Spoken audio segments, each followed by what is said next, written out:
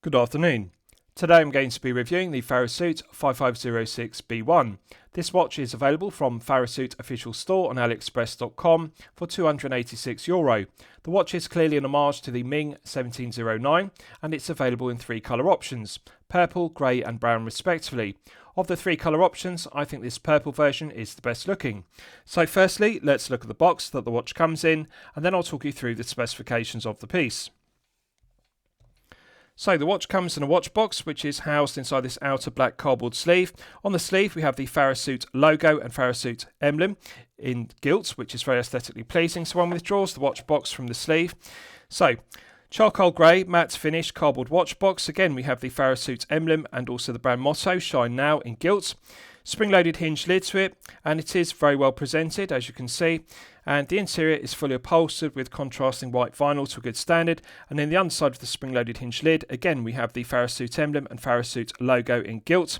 Base is also fully upholstered with white vinyl to a good standard, and there's a cutout which houses this piece of flexible metal. The flexible metal piece is also upholstered with white vinyl, and it can be manipulated to make it larger or smaller to suit different strap sizes. So good quality presentation, and it is acceptable to use a cardboard watch box versus a plastic watch box or alternatively vinyl or PU leather coated watch box, bearing in mind this is a low tier price point piece at €286. With regards to items that come with the piece, also comes with this cardboard envelope which has the Farasute emblem in gilt, also well presented because we have gilt trim around the edge, and I'll show you the items which it contains. Two items. We have a plastic warranty card, and I'm pleased to report the 5506B-1 is covered by a 2-year international warranty. I want to give due credit to Farasute here because often low-tier Chinese brands between €0 and €500 price point only cover their watches with a 12-month international warranty, which is the industry standard for low tier. Farasute provide 2 years of international warranty, which is excellent for €286 price point. 2 years of international warranty is the industry standard for mid-tier pieces between €500 and €5,000 respectively. On the reverse, there's space to fill in the date of purchase and the reference number for the piece, albeit Farasute leave that blank. There's also a QR code which can be scanned with your Android or iPhone, and that is for their official WeChat channel. So WeChat is the Chinese equivalent of TikTok, Instagram or YouTube respectively. It's their social media platform. So you can scan the QR code and that will take you to the Farasute official WeChat channel, and if you want to post images of your watch and share it on social media you can do so. But nonetheless, good to see a 2-year international warranty. One also gets this owner's instruction manual, which is in the form of a booklet, clear concise diagrams. The instructions are in English and also Chinese, and it details the operation of the movement use, which is a custom made Hangzhou caliber made specifically for Farasute for this 5506B-1. And lastly, one also gets this branded microfiber polishing cloth. I always think it's a nice touch to get a branded microfiber polishing cloth irrespective of the price point of a piece. Now, this is the first and only time I've seen a QR code used on a microfiber polishing cloth. Usually brands will simply brand it with the brand logo, for example Farasute, but in this case they've printed a QR code, so you can scan the QR code with your Android or iPhone and that will download information about the Farasute brand. So this is innovative and they deserve credit for doing something new, and I think it works very well. So, as I've detailed, this piece, the Farasute 5506B-1, is clearly an homage to the Ming 17.09, therefore similar proportions to the Ming 17.09. We have a 39.8mm case diameter. We have a lug-to-lug measurement of 46mm, a thickness of 8.7mm, and a lug width of 20mm. The genuine leather strap tapers from 20mm at the lugs down to the buckle and tang. Solid 316L grade stainless steel buckle and tang, and flawless mirror polishing to the top side, underside and flanks, and it's signed with an engraved Farasute emblem to a good standard. Beautiful curvature to it, rather than just using a rectangular square profile to it. I like the curvature of it, and the quality of the mirror polishing is good. No sharp edges, no burrs, and the undercuts and the corners have been deburred and chamfered very well. Nice proportions to it, nice heavy gauge of 316L grade stainless steel, and we have two keepers on the strap which are correctly proportioned. First one is fixed as one would expect, second one slides. We have a flat sapphire crystal with clear AR coating on the underside, and the clear anti-reflective coating does an outstanding job of reducing the glare and the highly reflective nature of the flat sapphire crystal. So, very similar to the Ming 17.09, which this is an homage to, because we have Roman numerals at 12, 9, 6 and 3, and we also have teardrop hands, which are skeletonized. So, to clarify, as an alternative to a chaptering with minute ticks in white paint, what we have here is a circle or ring, which is fully loomed with BGW9 Super Lume Nova, as are the 12, 9, 6 and 3 Roman numerals. Also, the teardrop hands, which are skeletonized as per the Ming 17.09, the edges of the teardrop skeletonized hands are fully loomed with BGW9 Super Lume Nova. Now, what I like about it is, of the three colour options, purple, grey and brown respectively, this purple version is the best looking. It's an indigo purple, so it's like a mixture of blue, navy blue and also indigo, so very deep purple, and the centre section has guilloche finishing. Now, I want to give due credit to Farasute here, because, make no mistake, we are not looking at low tier €0 to €500 guilloche finishing on the centre section of this style. This is some of the most high definition guilloche finishing I have seen on a watch style, regardless of price point, low tier, mid tier, high tier respectively. The definition, the sharpness of this guilloche finishing in the centre section, which is recessed from the main dial portion, is stellar, and they really deserve credit, because it is difficult to do such fine high definition guilloche finishing, and one has to appreciate the price point, because we're not looking at a mid-tier piece between €500 and €5,000, we're not looking at a high-tier piece at 10,000 plus here with guilloche finishing. This is a low-tier piece between €0 and €500, but yet we have that quality mid-tier level guilloche finishing, or one could even say high-tier level guilloche finishing at €286. It's exceptional. So they've done a very good job of it. Now, what I really like about it is the purple dial, which is indigo. It's like a mixture of deep purple and also navy blue. It changes colour in the light because it has a slight metallic sheen. Now, to clarify, it's not a sunray finish, and it's not a matte textured finish either, and it's not a glossy enamel indigo purple, but it does have a metallic sheen to it. So when you tilt the piece at an oblique angle, the AR coating does work very well. There's excellent clarity. When you view the piece straight on, the sapphire crystal has perfect clarity, and therefore the legibility is good. But when you tilt the piece at an oblique angle, it has this reflective property to the indigo purple, so it actually changes from a very deep purple to a lighter purple, and I really like that property. And that's on the main portion, has this metallic finish, but also applies to the guilloche centre section, which is recessed, and it's just beautiful. Farasute is printed on a plaque at the 12 o'clock position, and what I like about this dial execution is the perfect symmetry of the dial. We're not looking at an asymmetrical dial with a date complication at 3 o'clock or 6 o'clock, which would spoil it. Also, they deserve credit here because they haven't made the mistake that often low tier brands and low tier micro brands between €0 and €500 do. They print the dial with unnecessary text or specification, for example automatic or the water resistance rating, which is negligible information for a daily wear piece or a dress piece.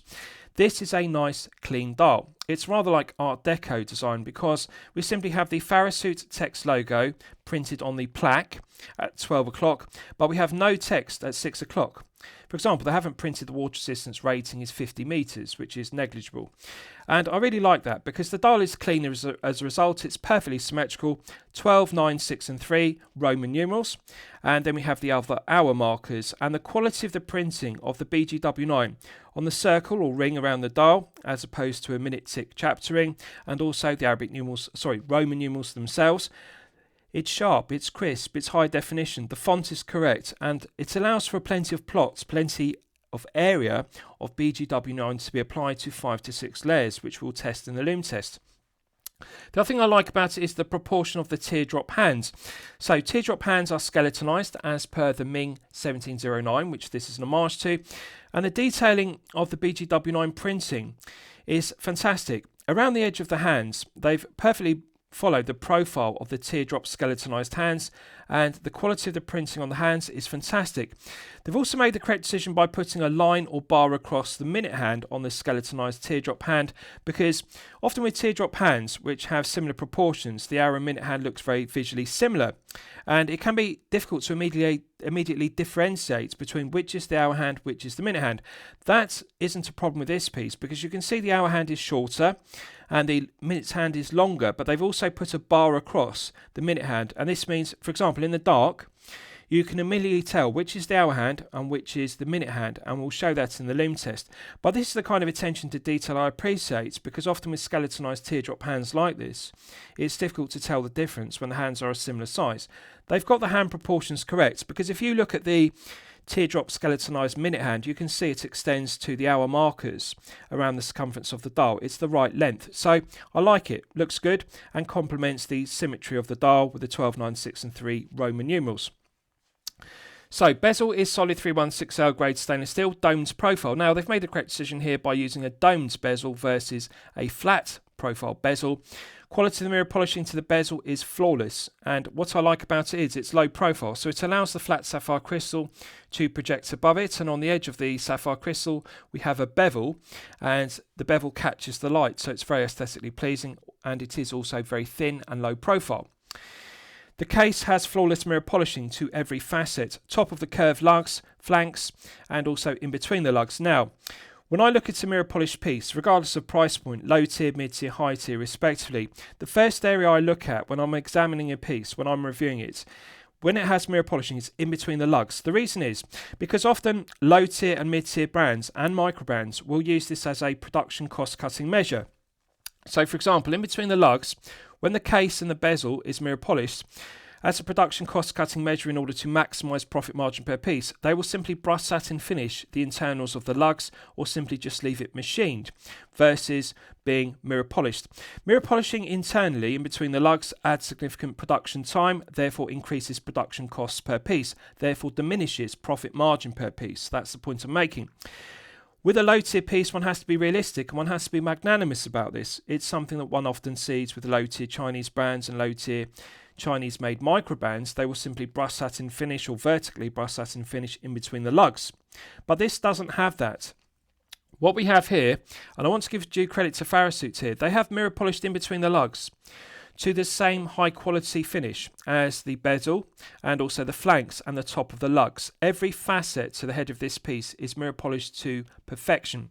To clarify, with regards to the flanks and the top of the lugs and in between the lugs, we are not looking at low tier mirror polishing here. This is not €0 to €500 mirror polishing. Now, one has to be realistic. We're not going to get Grand Seiko Zaratsu level mirror polishing on a piece which costs €286. One has to be realistic. But nonetheless, this is a level above €0 to €500 mirror polishing to the bezel, the flanks, the top of the lugs and in between the lugs. They have done the mirror polishing to the same standard in between the lugs as the bezel, the top of the lugs and the flanks. They could have cut production costs and just left it brush satin finished. They haven't. So Farasute do excellent case finishing.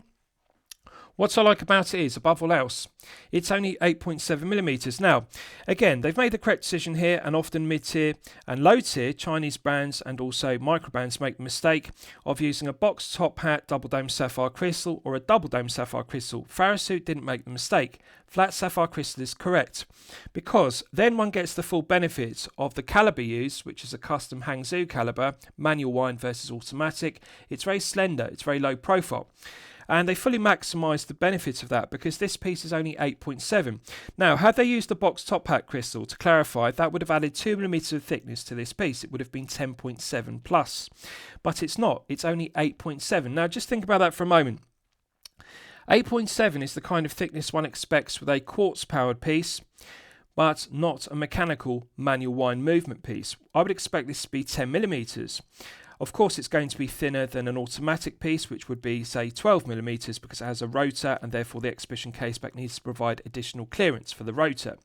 But 8.7 is fantastic.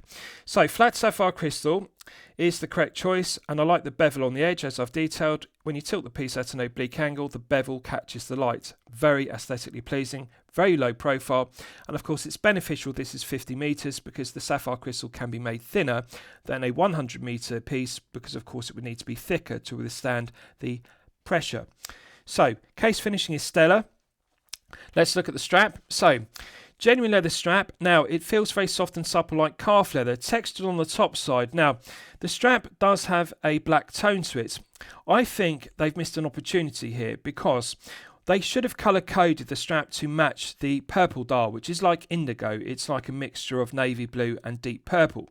So the indigo purple dial is very aesthetically pleasing with the guilloche finishing, but I think the strap, which looks very dark like black, they should have made it a purple tone, the indigo purple of the dial. That would make the piece more aesthetically pleasing. But on a positive note, the black strap does complement the piece because it could be worn as a daily wear piece or potentially a dress piece on this strap. Although, strictly speaking, dress pieces look better with glossy finish straps. For example, alligator leather straps with a glossy finish, or a smooth leather strap, but glossy finish versus matte. So that's the point I'm making. Textured straps like this suit daily wear pieces better because they're not as shiny as a dress watch strap. Nice textured finish to it. Stitching around the edge or the perimeter perfectly matches the tone of the leather, and it is very soft and supple. To put how soft and supple it is into perspective, this feels as soft and supple as a Hallwing shell cordovan strap, which of course is the very best in the world, tanned in Chicago.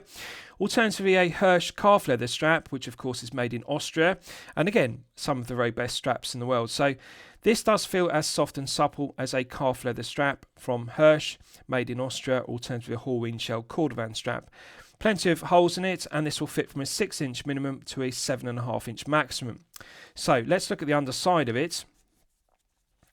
Perfectly smooth on the underside, and as you can see, it's debossed with 20 for the lug width, and 120 refers to 120 millimeters, which is the length. So plenty of holes from 6 to 7.5. What I like about it is the tan tone of the liner is perfectly smooth, very soft and supple, but also the stitching on the underside matches the tan tone of the liner, and on the top side the stitching matches the black tone of the strap. The other thing I like is they've made the correct decision by using quick release stainless steel spring bars. That negates the need for a spring bar tool because we don't have pierced lugs with holes in the lugs. With straps like this, it can be difficult to compress the edge of the strap with a spring bar tool without slipping off the spring bar and scuffing and scratching the mirror polish lugs of the case. So it's beneficial to have quick release stainless steel spring bars. One doesn't need a spring bar tool as a result. On the other side, good attention to detail because it's debossed with Farasute's logo, and again we have 20mm and 75. 75 refers to the length on the buckle and tang side. So 120 on one side, 75 on the other side, 6 to 7 inches it will fit. And as you can see, first keeper is bonded and also stitched into position, so it's fixed. Second keeper slides as one would expect. Nice taper on the strap, perfectly smooth. Right, so let's test the push-pull crown execution. So, knurled finish, push-pull crown. Now, it's sterile. I'm not going to be critical of this. Normally I would be, but one has to appreciate it's going to be difficult to engrave or emboss Farasute's text logo because it is a long brand name. Now, as an alternative, subjectively one could be critical and say, well, they're not going to fit Farasute on it, but what they could have done was they could have embossed or debossed or engraved the brand emblem. So to remind you, if you look at the watch box, this is the gilt brand emblem, and it is very aesthetically pleasing, like a star shape, so this is good. Now, they could have put this either debossed, embossed or engraved, just bear with me, I'll get the camera to focus on it, on the crown, because there is large enough diameter on the crown, but I'm not going to be critical because it is mirror polished to flawless standard. Now, for a daily wear dress piece, it is acceptable to have a sterile crown, regardless of price point, low tier, mid tier, high tier, because it is the convention, the industry standard for dress pieces to have sterile crowns, even on high tier pieces. So I personally prefer to see signed crowns. I'd like to see the Farasute emblem, the star emblem, either embossed or debossed, but nonetheless something. But the mirror polishing is acceptable because it is done to a good standard, and it is acceptable to have a sterile unsigned crown for a dress piece or daily wear piece. So knurled. What I like about the knurling is it's very high definition, and they've made the correct decision here because this does have an Art Deco aesthetic, and of course it is an homage to the Ming 17.09, which is a contemporary piece, but nonetheless, rather than using a coin edge crown or alternatively gear tooth crown, they've used this knurl crown, but the knurling has a nice curvature to it, so it's not just straight cuts. That's the point I'm making. The knurl teeth actually have a wave or curvature to them, which does give this piece a vintage or Art Deco aesthetic. And it's also correctly proportioned. The crown isn't too large as per a dive watch crown. 50 meters of hermetic seal is perfectly acceptable for a daily wear piece. This does not need a screw down crown. because it's not a dive piece. We don't need to have 100 or 200 meters. The other thing to note is a push-pull crown is actually beneficial. It's more practical because this is a manual wind caliber. We're not looking at an automatic with a rotor here. And of course, it makes sense to have a screw down crown when one has an automatic, because the crown can permanently be closed because it's automatically wound by wearing it on wrist or in an automatic watch winder. But with a manual wind mechanical movement like this, of course, one needs to manually wind it. This does have an incredibly high power reserve of 80 hours, double the power reserve of a standard automatic or mechanical movement with 40, such as the SW200-1, or for example the 9015 or the NH35A, which you're all familiar with. So that's the benefit. 80 hours of power reserve. So one does need to be able to manually wind it without unscrewing the crown. That's the point I'm making. Push-pull crown in this case is correct. 50 meters is good. So knurled crown is very well finished. Large chamfer which deletes the tips of the knurling. And the quality of the knurling is very fine. It's very high definition. It's not coarse, it's not rough, doesn't feel sharp. But the positive is it's very grippy and tactile. Easy to get good purchase with your index finger and thumb. So in the closed position, one can manually wind the custom Hangzhou caliber to its maximum 80-hour power reserve. Now, it does feel very smooth to manually wind. It feels smoother than manually winding a PT5000, which feels rough or gritty and stiff in comparison. This feels lighter, it feels smoother. In terms of smoothness, it feels similar to a Miyota 9015 or a Miyota 9039, which are premium 9000 grade calibers. It feels smoother than manually winding an SW200-1. A P024 or an ETA 2824-2 also feels smoother than manually winding an NH35A, which you will all be familiar with. I like the smoothness of it. One can feel the tension in the mainspring gradually building up to its maximum 80 hours. Now, the negative subjectively is, because it does have a very high power reserve of 80 hours, of course it's a given, it needs more clockwise manual turns. So to clarify, to fully manually wind this movement, when the mainspring is fully unwound, when it is fully exhausted and the movement has stopped dead, you need to give this 80 clockwise turns, and that's to be expected because with a 40-hour power reserve or 41-hour power reserve movement such as the NH35A, 40 clockwise turns will suffice. Same applies to the SW200-1, which has 41 hours. Same applies to the 9015, which has 42 hours respectively.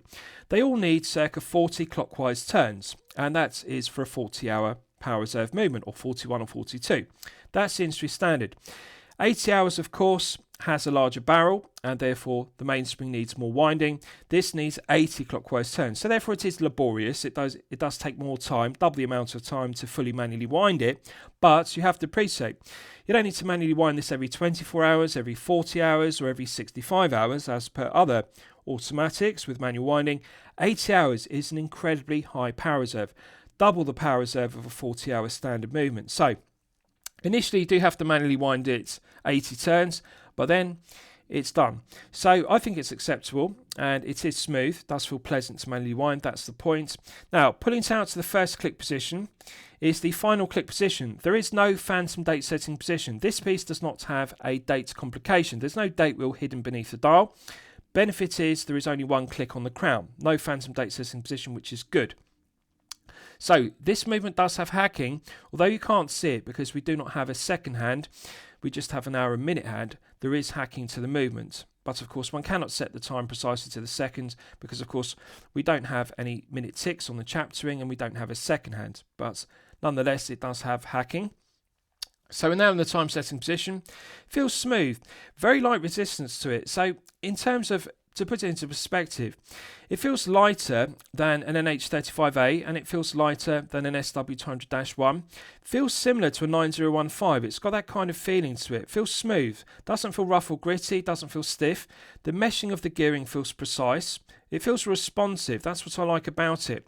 When you rotate the knurled crown clockwise and anti-clockwise, there's an almost immediate response to the skeletonized teardrop minute hand. You don't have to rotate the crown clockwise and anti-clockwise a lot to take up slack in the gearing, to take up backplay. Has less backplay than an H35A, has less backplay than an SW200-1. The backplay actually feels very similar to a Miyota 9015 or a 9039. That's the amount of backplay, very minimal. So I like it. Feels refined, feels reliable, feels robust, and I like the smoothness of it. It doesn't feel too stiff. Medium resistance, feels light, but feels smooth, both clockwise and anti-clockwise. When you cycle through the 12 hours, both clockwise and anti-clockwise, it feels even. So the gearing feels like the teeth are cut with precision. The tolerances are good because it doesn't get tighter or looser, which indicates the gear teeth aren't cut precisely. I like the smoothness of it in particular. So when you rotate the crown clockwise and anti-clockwise, it feels good. Pushing it back in, it's got a nice positive click, and that restarts the movement. So it does have hacking, and it will now be restarted, albeit you can't see that. Feels good to manually wind, feels good to set the time, and I like the absence of a phantom date setting position. Just one click on the crown, 50 meters is perfectly acceptable. So let's look at the exhibition case back in detail. So pressed on exhibition case back. Now, subjectively, one could be critical of this and say, well, a screw down exhibition case back would be better because a screw down exhibition case back versus pressed on case back does provide a better hermetic seal. But however, one has to be magnanimous because 50 meters of hermetic seal is perfectly acceptable for a daily wear piece or potentially a dress piece. This does not need a screw down crown as per a dive piece. It doesn't need 100 meters or 200 meters. 50 meters is enough for a daily wear or dress piece. The other benefit of it being a pressed on case back is it can be made thinner. So to clarify, a screw down exhibition case back needs to have an external thread cut on the stainless steel portion of the case back, and then an internal thread cut into the case, and then the external thread of the stainless steel portion engages or mates with the internal thread in the case. The problem with that is the stainless steel portion needs to be made thicker because of course you have to cut a thread into it. When you cut a thread into a stainless steel case back, you weaken it. So therefore you need to have enough meat on the stainless steel case back in order to have enough depth for the thread to be cut. But the benefit of using a pressed on case back in comparison is it can be made very thin. And especially with 50 meters because it doesn't need to withstand the pressure of 100 or 200 meters respectively. So the stainless steel portion is very thin, and also the sapphire crystal glazing is very thin because it's only 50 meters versus 100 or 200. So the sapphire crystal glazing can be thinner. The other benefit of this being manual wind is there is no rotor. So the sapphire crystal glazing doesn't need to provide adequate clearance between the rotor and the sapphire crystal. One doesn't have to worry about a rotor fouling it, that's the point. So it can be made very close, like it's touching it, and visually it looks very aesthetically pleasing, as you can see. So stainless steel portion has mirror polishing around the circumference, which is done to flawless standard. Centre section or inner portion of it is concentric CNC lathe tool machined, which has a beautiful lustre. It refracts the light. Quality of the engraving is excellent. It's sharp and high definition and crisp. 580M denotes 50 meters of water resistance, and then we have stainless steel and sapphire crystals. So they've engraved the specification around the circumference, and although the engraving is high definition and crisp, it doesn't feel rough. It doesn't feel scratchy or sharp. Therefore, it's not going to scratch the wrist. Very low profile. What I like about it is, look how flat the exhibition case back is. It's incredibly flat. This is not a deep bubble back case back if this were powered by an automatic with a rotor. So again, this is the benefit of this having a flat sapphire crystal on the front and a pressed on case back on the back versus a screw down case back, because this piece is only 8.7. If this were 10mm, it would not impress me. That would be nothing special. But 8.7 does impress. 8.7 is the kind of thickness one would expect with a quartz powered piece, not a mechanical movement piece. So of course the mechanical calibre is thicker than a quartz, but the other thing is adding an exhibition case back does add some thickness because of course the sapphire crystal needs to be thicker than steel. But you can see, does a fantastic job of displaying the calibre, and they've made the correct choice by using an exhibition case back versus a stainless steel case back because it is a beautiful decorated calibre with blued screws, and we've got milled stripes which are like Côtes du Genève or Geneva stripes, and also the engraving is done in gilt. Actually it's laser etched rather than engraving, but nonetheless it's in gilt, which does look very aesthetically pleasing, and I like the full bridge as well. It's also got blued screws, so it's a very well decorated movement. Quality is good. So exhibition case back looks good. The other benefit of it being flat and low profile is it feels good because this piece sits very snug to the wrist. The underside of the head of the piece has flawless mirror polishing. Tips of the lugs have 4 large bevels which delete the sharp edges and corners, so it's very well finished. Undercuts to the flanks have large bevels. This also deletes the sharp edge on the transitions on the undercuts to the flanks. This maximises or enhances comfort level and feel good factor because it doesn't have a sharp edge which scratches the wrist. Finishing to the head of the piece throughout, the mirror polishing is mid-tier level. We're not looking at low-tier €0 to €500 case finishing here. Yes, it's not as high level as Grand Seiko Zaratsu level polishing, that's a given, but this is mid-tier mirror polishing. €500 to €5,000, it's not low-tier. Very impressive. Right, so let's do a lume test, and then I'll do a wrist shot. So, as always, I'm going to use my 100 UV LED torch to charge it up to the absolute peak. So this uses BGW9 on the ring or circle around the dial, and also the Roman numerals, and also the skeletonized teardrop hands. Right, so that's now fully charged, and as you can see, it has not disappointed. We're clearly looking at 5 to 6 layers on the dial, 5 to 6 layers on the skeletonized hands. Now, one has to be magnanimous and realistic, because skeletonized hands do not allow for a large area or a large plot, as per Mercedes hands or snowflake hands used on a dive piece. And of course, they have similar area or similar plot to baton hands, which of course are very slender, but nonetheless, they deserve credit here because they've done a very good job with the quality of the printing. On the Roman numerals and the circle or ring around the dial, 5 to 6 layers. Now, on the skeletonized teardrop hands, I think there is room for improvement, because there is 5 to 6 layers, but the problem is how thin the application is. So when I talk about thin, I'm talking about the lines, because if you look around the perimeter or the edge of the skeletonized teardrop hands, it's a very fine printing, very fine line of BGW9. For example, if these hands were fully infilled, rather than being skeletonized, if the hands were solid teardrop hands, they could have fully coated the hands with BGW9. Now, one could argue that would spoil the aesthetics, because as it stands, it is an homage to the Ming 17.09, which also has skeletonized teardrop hands. But in terms of practicality, in terms of performance, one could argue it would be better if they'd simply fully loomed the hands. If the hands were solid hands rather than skeletonized teardrop hands, and they fully coated them with BGW9, because in daylight they'd be white, and in the dark they would glow blue with BGW9. This is a problem with skeletonized hands, and of course it doesn't just apply to this Farasute 5506B-1, it applies to all skeletonized hands. They're not as large in area or plot, so one cannot fully cover them with BGW9. You can only cover the edges or the skeletonized portion, the solid portion. That's the point I'm making. Performance is excellent on the dial, 5 to 6. Camera struggling to autofocus on it, but performance on the dial is excellent. But I think there's room for improvement. I think they could still apply an additional 1 to 2 layers on the skeletonized hands. The other alternative is, rather than using skeletonized, they could simply use solid teardrop hands, as I've detailed, and fully loom them. But then, of course, it wouldn't look close to the Ming 17.09, which this is an homage to. So, performance on the dial is excellent. I think there's room for improvement with the teardrop hands. They are okay, but as you can see, initially the potency of the exciter looks good on both the dial and hands, but when I remove the UV power, you can see the dial holds charge better. Just bear with me, I'll get the camera to focus. The dial holds charge better than the skeletonized teardrop hands. They don't have as much potency.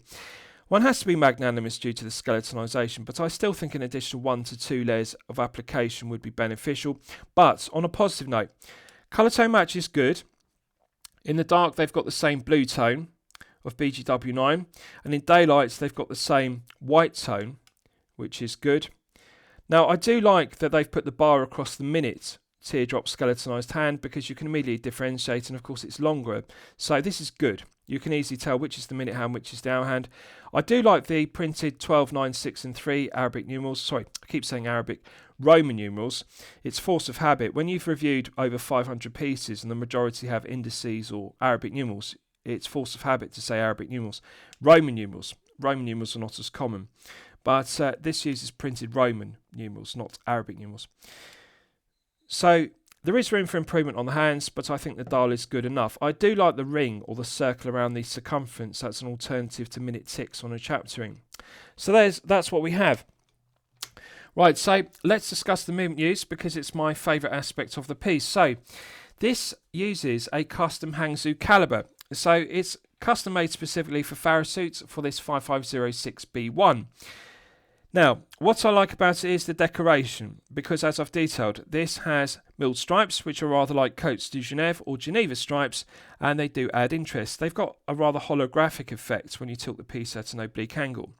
Also, blued screws are nice decoration, and they've laser etched the Farasute emblem and Farasute logo, as well as 18 jewels, which is good. And it's a very well decorated movement. One has to appreciate this is a low tier piece. We're not looking at a mid tier piece between 500 and 5,000 euro. Nice to see decoration on the movement. Now, custom Hangzhou caliber has 18 jewels, runs at 28,800 vibrations per hour and a frequency of 4 Hz, has a very high power reserve of 80 hours, which is beneficial. The negative is it does need a lot of manual winding, as I've detailed, 80 clockwise turns when it's fully exhausted to fully manually wind it. Hangzhou are regulating the caliber to 5 positions, and I can confirm this one is running consistently at plus 5 seconds per day when it's fully wound to its maximum 80-hour power reserve. So very high power reserve, that's one benefit, but it's also very accurate when it's fully wound to its 80 hours. Plus 5 is within chronometer limits of -4 to +6. No negatives to it whatsoever. Now, the only concern I would say is it's unproven, because this is not a standard Hangzhou caliber. Now, if it were a standard Hangzhou caliber, then I could say the reliability is good, it's okay, or poor. But I can't do that because this Hangzhou caliber is custom made for Farasute. And of course, this is a novelty or new release from Farasute, the 5506B-1. Therefore, the movement is unproven. It's a new movement for 2025. So, for example, it doesn't have 5 years of service, and therefore I can't say, well, it's proven for 5 years, the reliability is proven beyond question. That's the point. So I can't give an opinion, good, okay, or poor with regards to reliability, but what I can tell you is the 80 hours is very impressive, and I can tell you the accuracy is also excellent, because Hangzhou are regulating 5 positions to chronometer limits. So, plus 5 is good. 80 hours is also good. I like it because it feels smooth to manually wind, and also hacking works well, albeit you can't see it, but setting the time also feels smooth. So it actually feels like a very pleasant movement to use, and also it's decorated. It looks like a very good movement as well. So I like the look of it with the milled stripes, which are like Côtes de Genève or Geneva stripes, and I like the blued screws. Now, to clarify, the blued screws are not just painted blue, and they're not just anodized blue. They are heat-treated blue. And that's something I like because, and I'll clarify why, often low-tier Chinese brands, when they use blued screws, they're not properly done. They're not heat-treated to make the steel blue with temperature. They simply paint them with blue paint, or alternatively just anodize them blue. And the problem with that is it doesn't last, because of course inevitably the blue paints can come off or wear off, and of course the anodizing fades with ultraviolet light. So the point is it's not permanent. When it's heat treated blued screws like this, it's permanent. So with time, for example, in 5 years, 10 years, 20 years, the blued screws are still going to look exactly the same as they do now. They don't fade, they don't patinate. That's the point I'm making. So excellent to see heat-treated, proper blued screws used on this caliber. And it's something that Hangzhou do. They don't paint the screws, they don't anodize the screws, they actually heat-treat them to make them blue. So it's well done. Excellent quality. Build quality, quality control materials and finishing are outstanding. Also, if you look below the balance wheel, you can see there's even pelage finishing, which is excellent decoration. So it's a very well finished movement, very aesthetically pleasing. 80 hours is good. 5 seconds per day accuracy is good. So now I'll give you a wrist shot and you can see how it fits on my 8-inch wrist. So 6-inch minimum up to maximum 7.5-inch wrist size. I can just engage the end of the strap in the 2 keepers, but it's just a fraction too short. It would need to be half an inch longer for comfort. So 6-inch minimum to 7.5 maximum is the size that the strap will support. What I like about it is proportions of the buckle and tang have nice curvature. It's got a nice heavy gauge, but it's not too thick and bulky. So, for example, they haven't used a rectangular shaped buckle and tang as per a dive watch strap. This looks good for a daily wear or dress piece strap. 2 things I like about this piece above all else. Lack of heft is one. This is only 60 grams. 60 grams would not impress me if this were quartz powered, but it's a mechanical manual wind powered movement, so of course that has more heft. 60 grams feels weightless. This piece feels invisible on wrist. For a 39.8, which looks and feels like a 40, It's an incredibly lightweight piece. Normally for a 39 or 40 piece, I would expect it to be circa 75 grams plus on a leather strap like this. But, and that's with a sapphire crystal exhibition case back, which of course adds some heft, as does the movement versus a quartz. But 60 grams is very light, so you get the feeling of wearing a watch which is invisible. This feels weightless. The leather strap feels very soft and supple, like calf leather. As I've detailed, it feels as soft and supple as a Halloween shell cordovan strap or a Hirsch calf leather strap. It's black.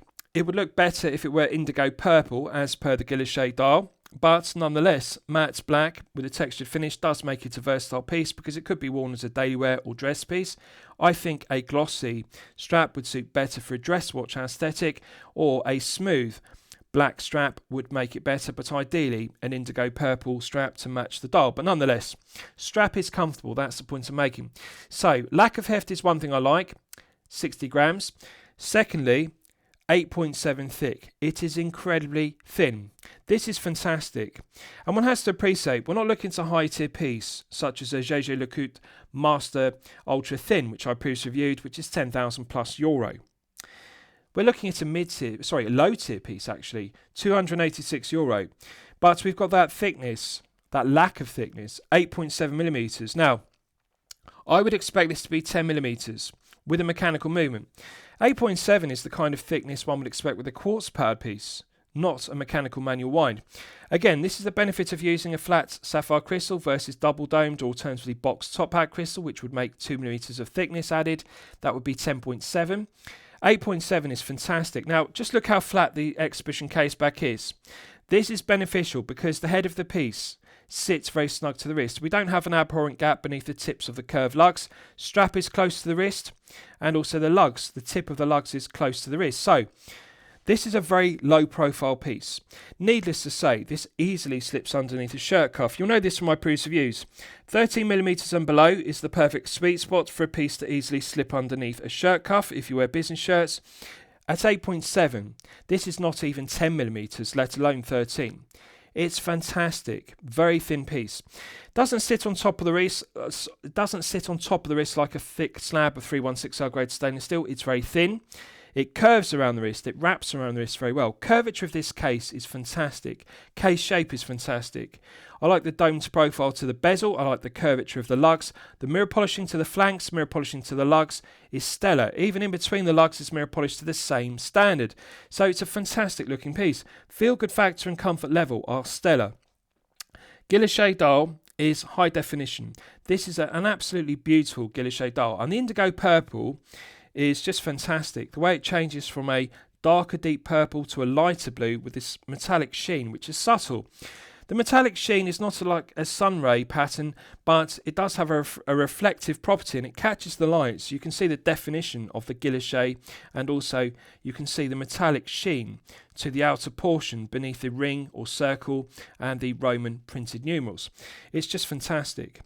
I also like the skeletonized teardrop hands. They complement the Roman numerals and the circle or ring around the dial.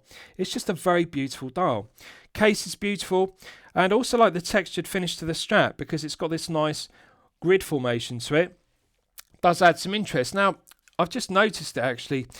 The textured finish to the strap actually complements the textured finish to the Guilloche. It's actually got this kind of grid formation to it, which is rather like the Guilloche used on the dial. So initially I was critical of it being black versus being indigo, but the textured finish actually does complement the textured finish of the Guilloche. So there's good continuity there because it does have that kind of grid formation to it. So it is a nice strap. Comfortable, looks good, albeit I think it would look better with indigo purple as per the dial. But just a great looking piece. Practical daily wear piece. Lack of heft is 60 grams, so comfortable to wear for long periods of time, such as 8 to 12 hours per day. Now, lug to lug. 46 is good. 48 is the perfect sweet spot for all wrist sizes, 7 to 8 inches and 6 to 7 respectively. 48 fits all wrist sizes. 46 is 2mm below the perfect sweet spot, but I'm not going to be critical because this will be particularly beneficial if you have a smaller 6 to 7 inch wrist. 46 lug to lug is an excellent lug to lug for a 6 to 7 because you don't have overhang on the tips of the lugs. When the lug to lug exceeds 48, then there is overhang on the tips of the lugs with a smaller 6 to 7 inch wrist. It is okay on a larger 7 to 8, so that's the point I'm making. At 46, this is 2mm below, but as you can see, even on my 8-inch wrist, it does fit very well. So I would say this is suitable for a 6 to 7, and also suitable for a 7 to 8-inch wrist equally. What I like about it is 39.8 does give wrist presence. It does look and feel like a 40 because it's just 0.2 below that, but it doesn't dominate the wrist. It doesn't look like a piece which is too large, too thick, like a thick slab of 3160 grade stainless steel. Often low-tier Chinese brands make the mistake, for example, powering this piece by an NH35A or an NH38 for a no-date version, and of course with an exhibition case back it then is 13mm thick, like a dive piece. The piece therefore feels and looks like a thick slab of 3160 grade stainless steel, also has too much heft. It's in excess of 90 grams, for example. This is only 60. And although it is 39.8, it does look and feel like the wrist presence of a 40. It lacks the heft of it. And 60 grams is fantastic. 8.7 thick is fantastic. So I would say the two main benefits of this piece are comfort level is satisfied, feel good factor is satisfied due to the lack of heft at 60 and also the thickness at 8.7. Stellar. Just a great looking piece. Very satisfying, very comfortable to wear. And I like the versatility of it because you could wear it as a daily wear piece, alternatively change the strap to a glossy black leather strap, like an alligator strap, and then potentially wear it as a dress piece. So it's a good all-round piece. Comfortable, and of course one has the benefit of it having a very high power reserve of 80 hours, so therefore ideal in the collection because you can wear it in rotation with other pieces. You don't need to manually wind it daily, every 24 hours, or even every other day, 48 hours. 80 hours of power reserve is incredibly high. So last I'll summarise the piece. What do I think of it overall? Well, when I'm considering reviewing a watch on my channel, the watch meets two criteria.